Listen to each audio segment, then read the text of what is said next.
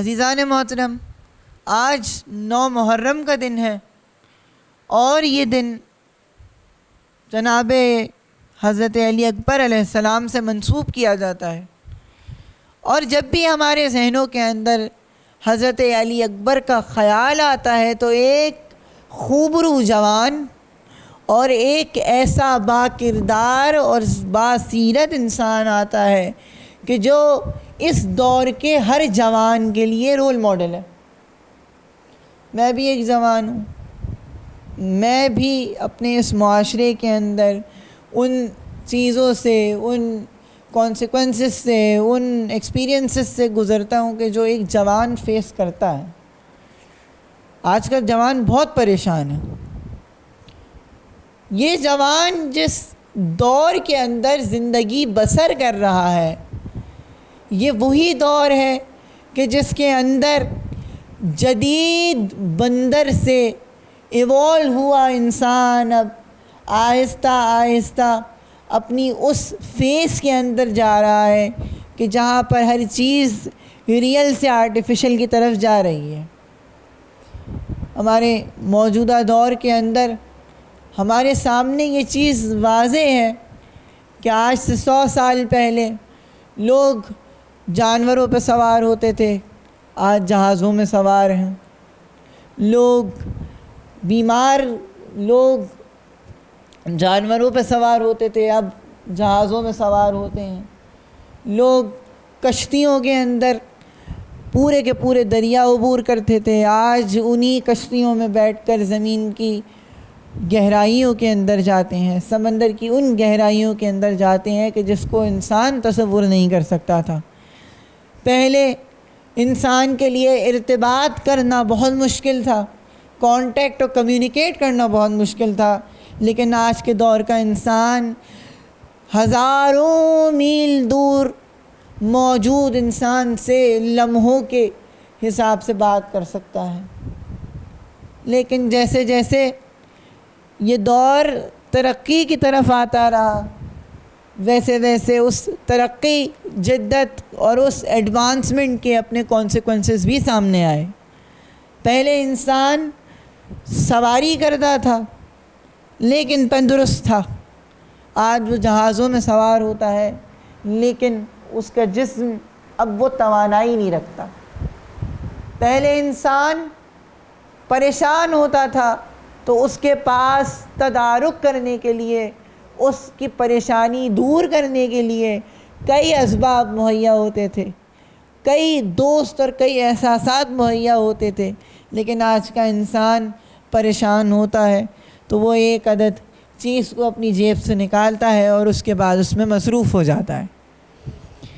پہلے انسان ٹمٹماتے ہوئے ستاروں کے نیچے اپنی زندگی اور اپنی رات بسر کرتا تھا، آج اسی روشنیوں کے، انہی قمقموں کے اندر، انہی بلبوں کے اس عظیم سیلاب کے اندر جہاں پر انسان روشنی میں گھرا ہوا ہے، سورج کو اپنی توان میں رکھا ہوا ہے، اس کی زندگی کے اندر یہ چینج آیا کہ نہ اس کی رات رات رہی اور نہ اس کا دن دن رہا۔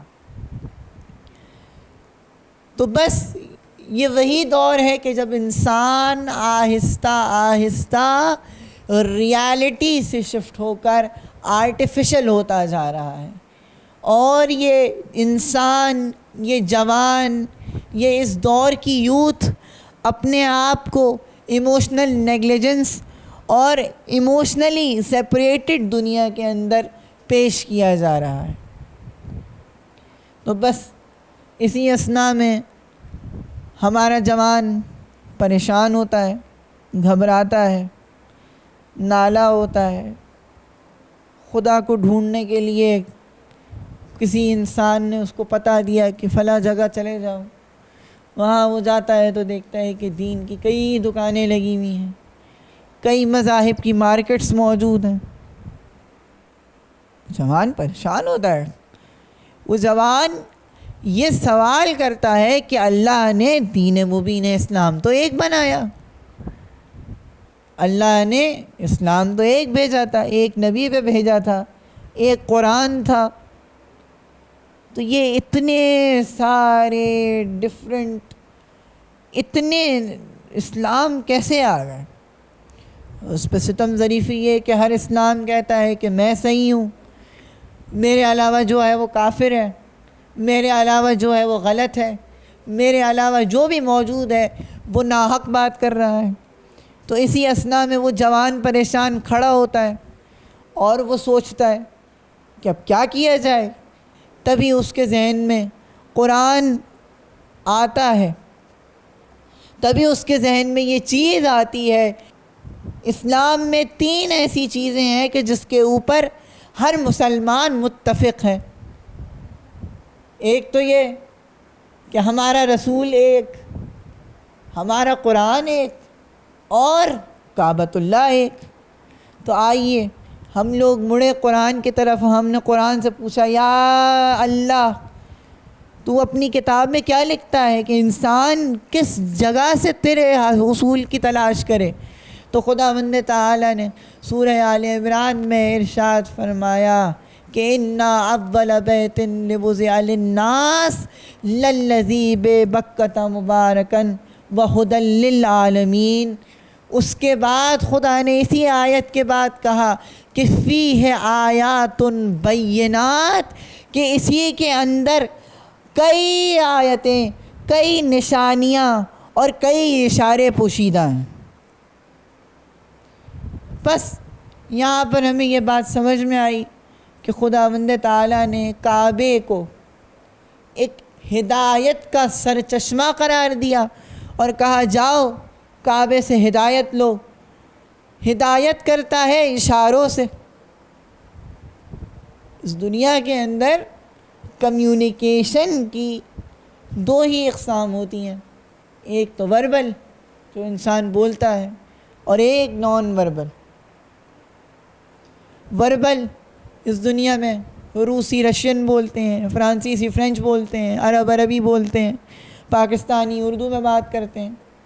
پوری دنیا کے اندر وربل لینگویجز بہت ہیں، لیکن جو نان وربل لینگویج ہے وہ یونیورسل ہوتی ہے۔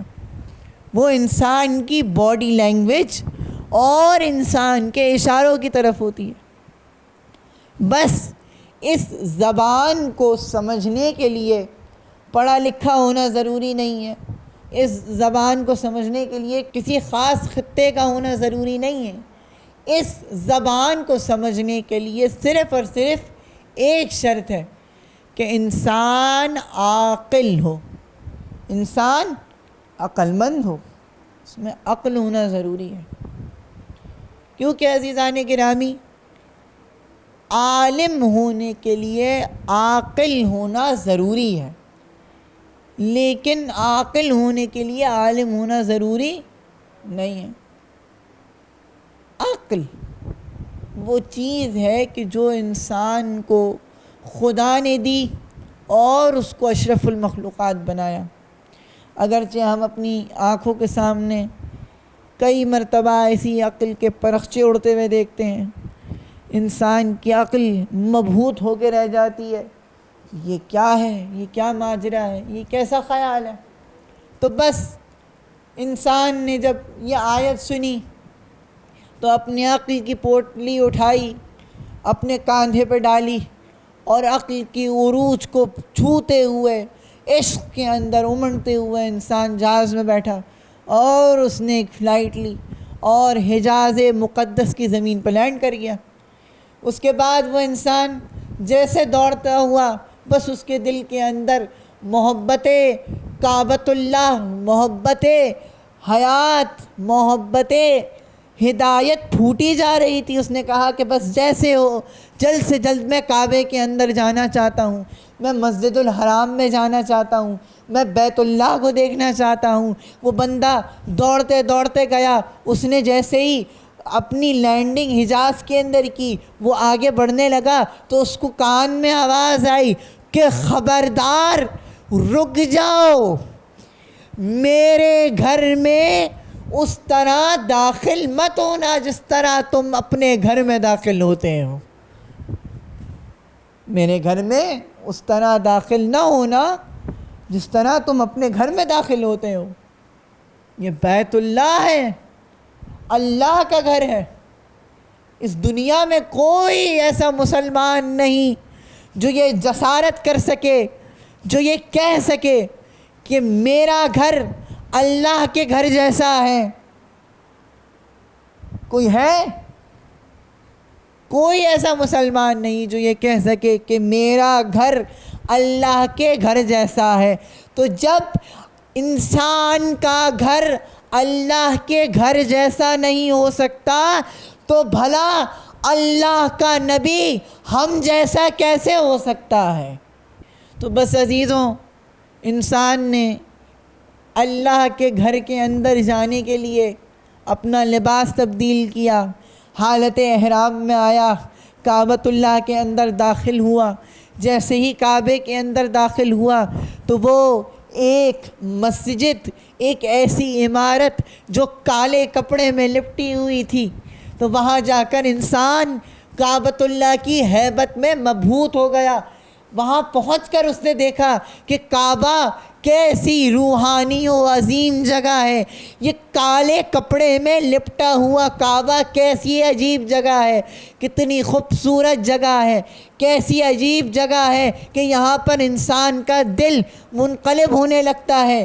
تبھی اس کے کانوں میں کوئی چیز، کوئی آواز آئی کہ اے انسان، کالے کپڑے والے تو جہنمی ہوتے ہیں، کالے کپڑے بدعت ہے، کالے کپڑے پہننے والے جہنم میں جائیں گے. تو وہاں پر میں موجود انسان یہ کہتا ہے، اس وقت کعبے کے حضور میں بس ایک دعا کرتا ہے کہ اے میرے مالک، میں کچھ نہیں جانتا، میں کوئی بحث نہیں کرتا، میں کوئی ڈیبیٹ نہیں کرتا، میں بس تجھ سے ایک یہ دعا کرتا ہوں کہ جدھر بھی یہ کالے کپڑے میں لپٹا ہوا کعبہ اور کالی کملی والے کا سراغ ہو، جہاں یہ دونوں جائے مجھے بھی ان کے پیچھے بھیج دینا. توجہ ہے عزیزان گرامی؟ حسین یا حسین